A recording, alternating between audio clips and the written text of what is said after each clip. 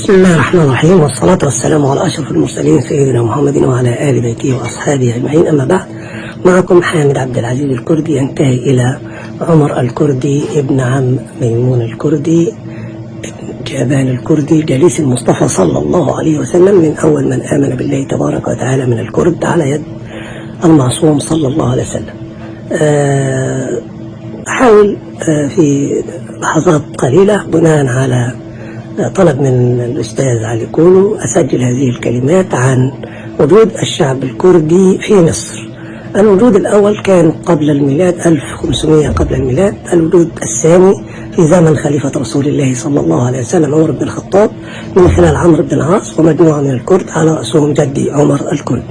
الوجود الثاني أو المجيء الثالث في الفترة الزمنية التي كان فيها أسد الدين شيروكو في مصر، واستعان بأخيه نجم الدين أيوب ليرسل له صلاح الدين ليطهر بيت المقدس ويعلي كلمة لا إله إلا الله محمد رسول الله في موضوع المعمورة.